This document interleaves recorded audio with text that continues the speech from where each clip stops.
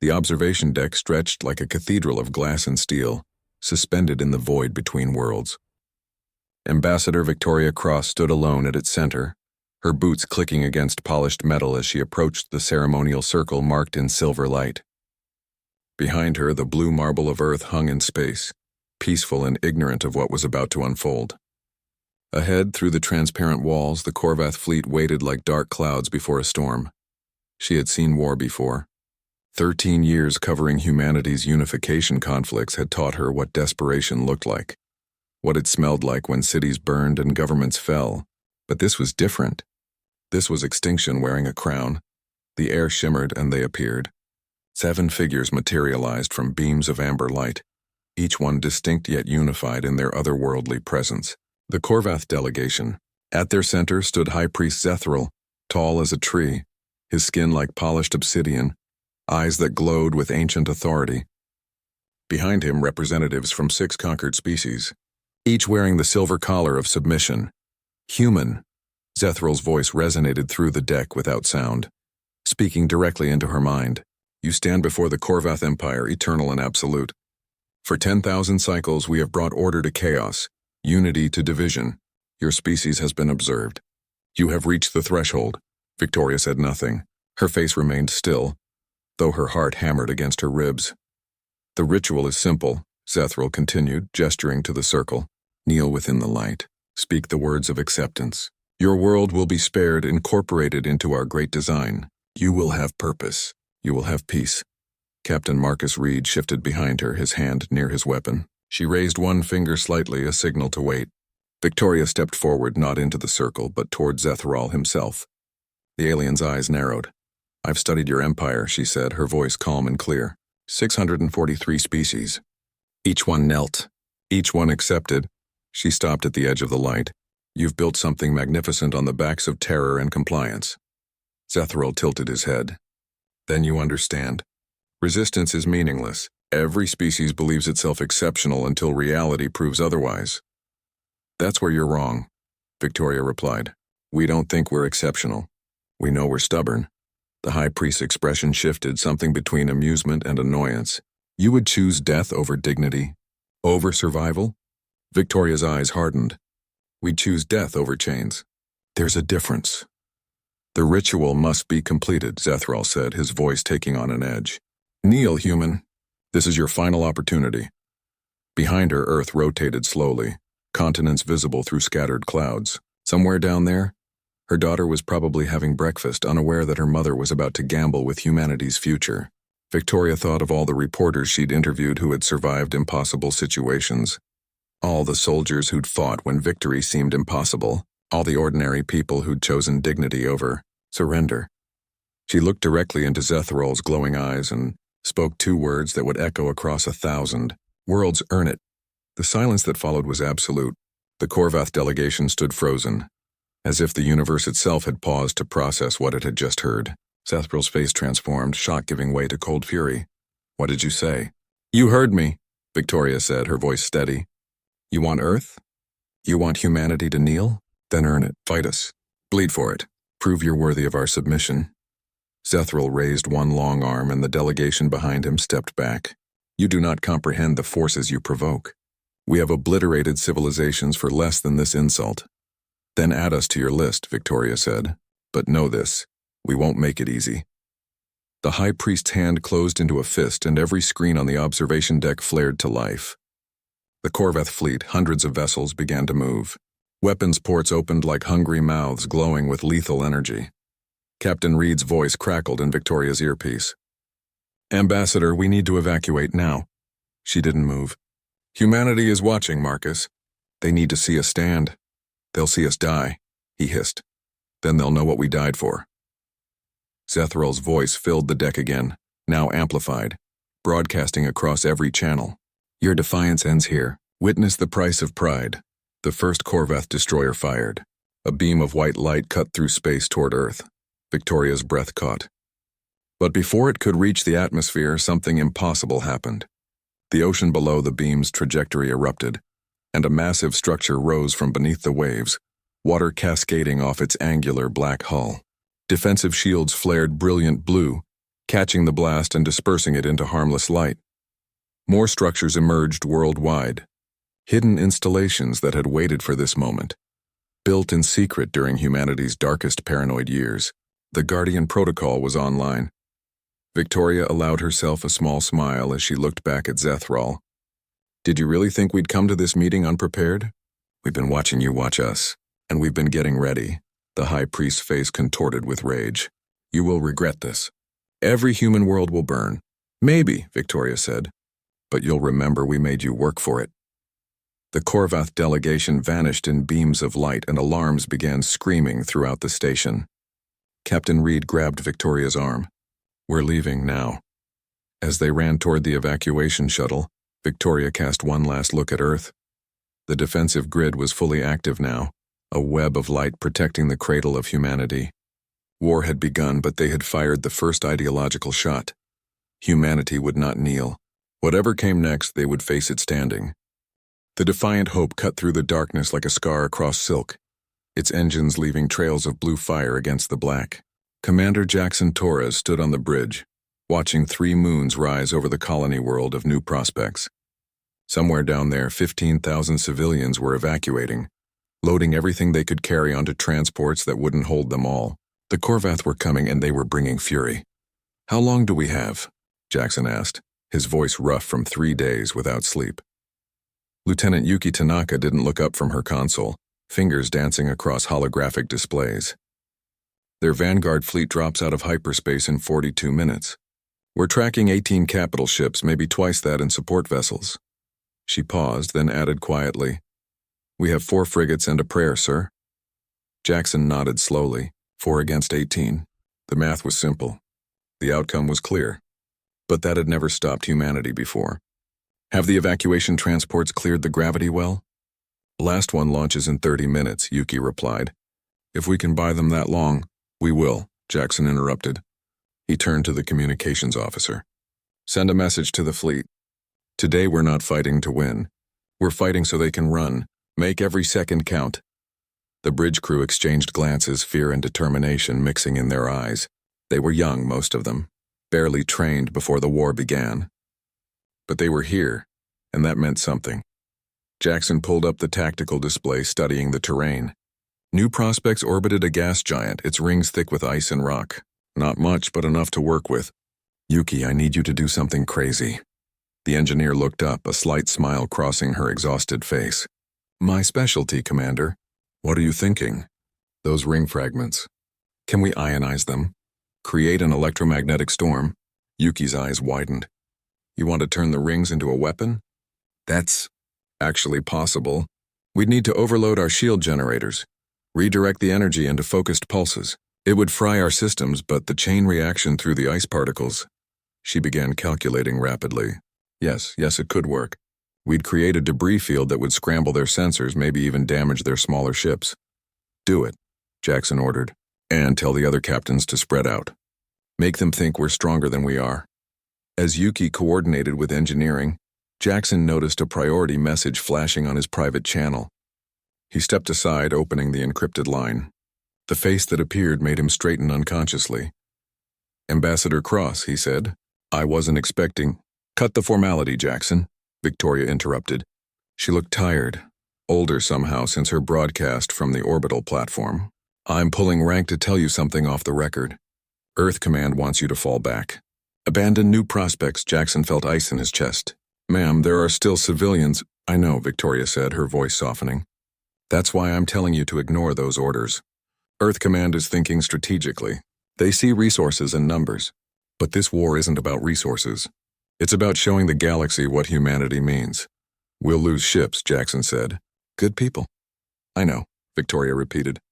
"But those 15,000 civilians will remember that we stayed. And more importantly, others will hear about it. The Korvath aren't the only ones watching, Jackson. There are 642 other species in this empire. All of them slaves. They need to see that defiance is possible." The line went dead. Jackson stood silent for a moment, then returned to his station. "Yuki, how's our miracle coming?" "Ready to deploy, sir. Though I should mention our shields will be completely offline after this. We'll be naked out there." "Then we'd better make this count," Jackson said. He opened a channel to all ships. "This is Commander Torres to all vessels. In a few minutes we're going to do something the Korvath have never seen. We're going to turn their strength against them. Remember, we're not trying to destroy them. We're trying to show them that humans bite back." The Korvath fleet emerged from hyperspace like demons from hell, their ships massive and dark, covered in weapons that had shattered worlds. The lead dreadnought was twice the size of Jackson's entire fleet combined. A voice boomed across all frequencies, cold and mechanical. "Human vessels, you are ordered to surrender your colony. Comply or be eliminated." Jackson took a breath. "This is Commander Jackson Torres of the Earth Colonial Defense Force. Our answer is the same as it was at first contact." He smiled grimly. "Come and take it." The Korvath opened fire immediately. Beams of coherent energy lanced through space, turning night into day. But the human ships were already moving, dancing between the initial volleys with desperate grace. "Now, Yuki," Jackson shouted.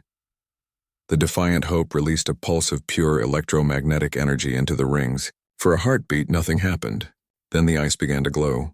Particles excited by the energy started a chain reaction, billions of fragments becoming charged, creating a storm that spread through the rings like wildfire. The Korvath sensors went haywire, their targeting systems locked onto false echoes, weapons firing at shadows. In the chaos, Jackson's small fleet struck. Railguns hammered into unshielded sections. Missiles found gaps in their formations. It wasn't enough to win, but it was enough to hurt them. On the bridge of the lead Korvath ship, Commander Vexishaw watched in disbelief as 3 of his escort vessels took critical damage. These humans were primitives, barely spacefaring. Yet they fought with cunning that matched species 10 times their age. "Focus fire on their command ship," Vexishaw ordered. "End this." But before his weapons could lock on, something else appeared on his sensors. A small ship, barely larger than a shuttle, was approaching from the shadow of New Prospect's largest moon. It transmitted on an open channel, and the voice that spoke was not human. "Korvath vessel," the voice rasped, speaking in the Empire's own tongue. "This is Kickstar, formerly of the subjugated Threxnai people. I carry a message for all who serve the Empire with chains around their necks." Jackson's eyes widened. "Who is that?" "Yuki, are you seeing this?" "It's a Threx ship," Yuki breathed. "They're one of the enslaved species." "What are they doing here?" Kickstar's voice continued, now broadcasting on every frequency across the system. "I have watched these humans for 3 of their weeks. They do not fight like conquerors. They fight like people protecting their home. They stand when they should kneel. They charge when they should flee. And in their defiance, I remember what my people once were." The small ship accelerated toward the Korvath line, its engines burning bright. "I was a soldier once," Kickstar said, "before the Korvath came, before we chose survival over honor. Today I choose differently. Today I remember that death with pride is better than life with chains." The ship slammed into a Korvath cruiser at full thrust. The explosion was small compared to the weapons being fired, but its meaning echoed across every ship in the system. A slave had struck back. On the Defiant Hope, the crew stood in shocked silence. Then Yuki whispered, "Did that just happen? Did one of them just—" "Yes," Jackson said quietly. "And every enslaved species in Korvath space just heard it." The battle continued for another 20 minutes. The human fleet, battered and broken, managed to cover the last evacuation transport as it jumped to safety. When the civilians were clear, Jackson gave the order to retreat. The Defiant Hope and 2 surviving frigates limped away into hyperspace, pursued by Korvath fire that fell short. They had lost 1 ship and 73 crew members, but 15,000 civilians lived. And somewhere in the dark, the seeds of rebellion had been planted. As Jackson collapsed into his command chair, Yuki brought up a priority message. It was being repeated across dozens of frequencies, spreading through the galactic network like a virus. The message was simple. "The humans do not kneel. Why do we?" Victoria Cross had been right. The Korvath weren't just fighting humanity anymore. They were fighting an idea. And ideas, Jackson thought as exhaustion finally claimed him, were much harder to kill than ships.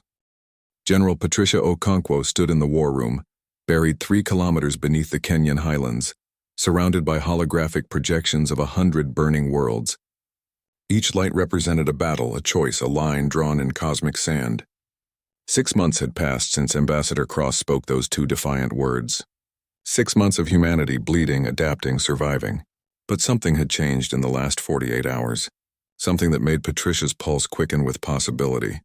"Show me the rebellion map again," she ordered, her Nigerian accent thick with exhaustion. The display shifted, and suddenly the galaxy didn't look like an empire anymore. It looked like a body fighting an infection.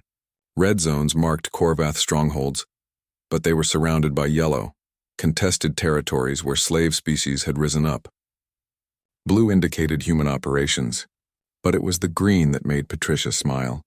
Green represented coordinated multi-species rebellions, and there was green everywhere now.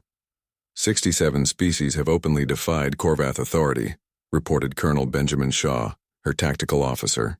Another 112 are engaged in passive resistance. The Empire is fracturing, General. They can't fight on this many fronts. They don't need to fight on every front, Patricia countered. They need to make an example. Where's their main fleet? Benjamin's expression darkened. Headed here, Earth. 300 capital ships, support vessels we've stopped counting. They're bringing everything, Patricia. They're going to burn us out of existence and broadcast it across every enslaved world as a warning. Patricia nodded slowly. She'd expected this. The Korvath couldn't let humanity stand. Not because Earth was the strongest rebellion. There were now species fighting with more ships, more resources. But Earth was the first. Earth was the symbol. How long until they arrive? 72 hours. And our fleet? Benjamin hesitated. We can muster maybe 80 ships. Most are damaged from previous engagements. We're outgunned 4-1, and that's being optimistic. The war room fell silent. Officers exchanged glances, calculations racing behind tired eyes. Finally, a voice spoke from the shadows near the entrance. Then perhaps it's time we stopped counting ships and started counting something else. Patricia turned to see Ambassador Victoria Cross entering the room, no longer wearing diplomatic attire, but the gray uniform of Earth's unified command. Behind her walked a figure that made several officers reach for weapons, an alien, tall and angular, with skin that shimmered like oil on water. "Stand down," Patricia ordered. "Victoria, what is this?" "General, this is Therex, former logistics coordinator for the Korvath 5th Fleet." Victoria's eyes gleamed with suppressed excitement. "He defected 3 days ago, and he brought us something more valuable than ships." Therex stepped forward, his voice a melodic hiss. "I bring you the Empire's fear." For 10,000 cycles, the Korvath have ruled through the ritual of submission. Every conquered species performs it, and in doing so, they accept a psychological conditioning embedded in the ceremony itself. It rewrites neural pathways, suppresses rebellion, enforces obedience. Patricia felt her stomach tighten. "Mind control?" "Sophisticated indoctrination," Therex corrected. "But yes, every species that knelt became easier to control, until humans refused the ritual. You broke the cycle, and now the conditioning is failing across hundreds of worlds. The slaves are waking up because you showed them it was possible. That's why they're coming here in force," Victoria said. "Not just to destroy us, but to reassert the fear. If they crush Earth in front of everyone, they hope the rebellions will collapse." Patricia walked to the center display, studying Earth's defensive grid. "So we make them regret it. Benjamin, recall every ship we have. Pull them from every engagement. I want everything we can fly in orbit when the Korvath arrive." "General, that will leave our colonies undefended," Benjamin protested. "Our colonies are already lost if we fall here," Patricia replied. "Earth isn't just our homeworld. It's the ideological center of this war. We hold here, or humanity becomes a footnote in someone else's history." She turned to Therex. "You said you brought us something valuable. What else?" The alien's expression was unreadable, but his voice carried something that might have been satisfaction. "Access codes to the Korvath command network. Fleet positions, supply lines, and most importantly, the location of the subjugation throne." The room erupted in murmurs. Patricia silenced them with a raised hand. "Explain." "The throne is more than a seat of power," Therex said. "It's a quantum transmitter that broadcasts the Empire's authority across all conquered worlds. It's why the Korvath can maintain control over such vast distances. It amplifies their commands, reinforces the conditioning. Without it, the Empire's hold would shatter completely." Victoria stepped beside Patricia. "It's aboard their flagship, the Eternal Dominion. The same ship that will lead the attack on Earth." Patricia understood immediately. "You want us to board it. during the battle. Not just board it, Victoria corrected. Destroy it. Broadcast that destruction across every channel the Korvath use. Show 600 species that their chains were built on technology, not inevitability. That's suicide, Benjamin said flatly. Even if we could get through their fleet. The flagship is the most heavily defended vessel in their armada, which is why we won't try to fight through, Patricia replied, her mind already racing through possibilities. We'll let them bring it to us. Over the next 60 hours, Earth transformed into a fortress. Every defensive platform came online. Civilian ships were retrofitted with weapons. Veterans who'd retired decades ago returned to service. Messages arrived from across human space. Colony defenders, merchant marines, even pleasure cruise captains bringing their vessels to Earth's defense. And they weren't alone. Ships began arriving from other species. The Threk sent 30 warships. The Keldari contributed their stealth technology. The Vornum, who had been enslaved for 8,000 years, brought ancient vessels pulled from museums and graveyards. They came because they'd heard the stories. They came because Earth had refused to kneel. Patricia watched the fleet assemble from Earth's primary orbital command station. 80 human ships had become 240 mixed vessels, each one carrying crews that had chosen defiance over safety. Victoria joined her at the viewport. Never thought I'd see the day when aliens fought beside us. We're not fighting beside them, Patricia said softly. We're fighting with them. There's a difference. The Korvath arrived exactly on schedule. Their fleet emerged from hyperspace like a wall of darkness, eclipsing stars. The Eternal Dominion sat at its center, a vessel so massive it had its own gravity well. On its bridge, High Priest Zethral watched Earth with cold satisfaction. The humans have gathered their allies, he observed. Pitiful. His second-in-command shifted nervously. My lord, there are reports of rebellions across 17 sectors. Should we not address? After we burn this world, Zethral interrupted. Once Earth is ash, the others will remember their place. Open a channel. His voice boomed across every frequency. Humans, you were given the honor of joining the Empire peacefully. You chose chaos. Now you will be the example that restores order. Kneel now and your deaths will be swift. Patricia opened her own channel, broadcasting from the command station. High Priest Zethral, you still don't understand. You can't break people who've already chosen to stand. Earth's answer remains the same. Come and take it. The battle began with a fury that lit up the solar system. Korvath weapons carved through space, and Earth's defenders met them with desperate courage. Ships exploded on both sides, lives ending in flashes of light. But the human and allied fleet had learned from every previous engagement. They didn't fight like a traditional force. They fought like insurgents, using guerrilla tactics on a cosmic scale. Small ships led Korvath destroyers into minefields. Stealth vessels planted explosives on capital ship hulls. Human captains made impossible maneuvers that defied tactical logic, but worked through sheer audacity.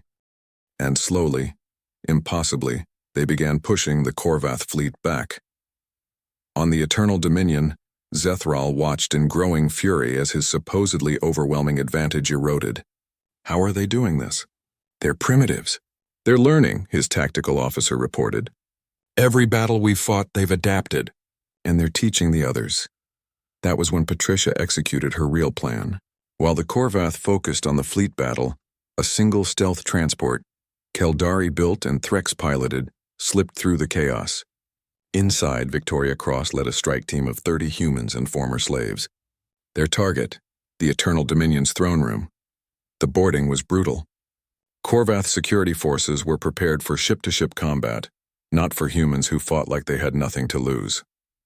Victoria's team carved through corridors, leaving devastation in their wake. Every member knew this was a one-way mission. They reached the throne room to find Zethral waiting. The High Priest stood before the subjugation throne, a crystalline structure that pulsed with purple light. You cannot destroy it, Zethral said calmly. It's protected by shields your weapons cannot penetrate. Victoria smiled, blood running down her temple. We're not going to shoot it. She pulled out a device Therix had provided, a quantum disruptor. We're going to broadcast through it. Let every slave in your empire hear what we have to say. Zethral's eyes widened in horror. No. Victoria activated the device, linking it to the throne's network. Her voice, transmitted through the same system that had enslaved billions, now carried a different message. To every species bound by Korvath chains, you are free. The throne that commanded your obedience is nothing but metal and lies. We are human and we refuse their control. Not because we're stronger, but because we choose freedom over comfort. Join us. Fight. Remember what your people were before the kneeling. She nodded to her team. They fired simultaneously, overwhelming the throne's shields through concentrated fire. The crystalline structure shattered, its pieces dissolving into light. Across the galaxy, millions felt the change. The conditioning, weakened by months of human defiance, finally broke. On 1,000 worlds, slaves looked at their Korvath overseers, and for the first time in millennia, they felt rage instead of submission. The Eternal Dominion shuddered. Zethral lunged at Victoria, but she was already moving. They fought in the wreckage of his throne, and when Victoria's blade found his heart, the High Priest's last words were a whisper. "What have you unleashed?" "Freedom," Victoria replied. "It's messy. Get used to it." The destruction of the throne cascaded through the Korvath command structure. Fleet coordination collapsed. Ships began receiving conflicting orders. And in that chaos, Earth's fleet struck hard. Commander Jackson Torres arrived with reinforcements from the colonial front, led the final push that broke the Korvath line. The Eternal Dominion, its command dead and systems failing, began to drift. Korvath vessels started jumping to hyperspace, fleeing in disorder. Patricia watched from orbit as the enemy fleet scattered. "Get me a channel to all Allied ships." When the line opened, she spoke words she'd never expected to say. "The Korvath are broken. Their throne is shattered. But this isn't the end, it's the beginning. Today we prove that empires built on submission can fall. Tomorrow we help the galaxy learn how to live without chains." On the command deck of the Defiant Hope, Jackson received confirmation that Victoria's team had been recovered, barely alive, but alive. He smiled and opened a bottle of whiskey he'd saved for this moment. In the ruins of the Eternal Dominion's throne room, Therex looked at the shattered crystal and wept. Not from sadness, but from relief. After 10,000 years, the Korvath Empire's grip had finally loosened. And on Earth, in the Kenyan highlands, Patricia Okonkwo stood before the war room display. The map had changed. Red zones were turning yellow, then green. Species were declaring independence by the hour. The galaxy was waking up. An aide approached nervously. "General, we're receiving thousands of requests. Newly freed worlds asking for guidance, for leadership. They want to know what comes next." Patricia looked at Earth turning peacefully below. "Tell them the truth. We don't know, but we'll figure it out together. That's what freedom means, the right to make our own mistakes." She paused, then added with a slight smile, "And tell them humanity doesn't plan to build an empire. We've seen what those look like. We're building something different, an alliance of the willing, partners, not subjects." Weeks later, Ambassador Victoria Cross addressed the First Galactic Congress of Free Species. Her arm was still in a sling, but her voice carried strength. "The Korvath demanded our knees. We gave them war, not because we loved fighting, but because we loved freedom more. Today, 643 species stand free because one simple truth was remembered. No one is born to serve. Dignity isn't given by empires. It's claimed by people willing to stand." She looked across the assembly of former slaves, now representatives of sovereign worlds. "Humanity doesn't have all the answers. We're young, impulsive, and we make terrible decisions. But we know one thing absolutely. We will never kneel again, and we'll stand beside anyone who makes the same choice." The applause that followed shook the chamber. Outside in the space around Earth, ships from 100 worlds orbited peacefully. The age of the Korvath had ended. The age of alliance, messy and uncertain and free, had begun. And somewhere in the night between stars, a human child looked up and saw not an empire, but infinite possibility. The galaxy belonged to those brave enough to reach for it. Humanity had learned long ago that freedom wasn't free. Now they'd taught the galaxy the same lesson. They'd paid in blood, in sacrifice, in courage that defied logic, but they'd paid standing up, and that made all the difference.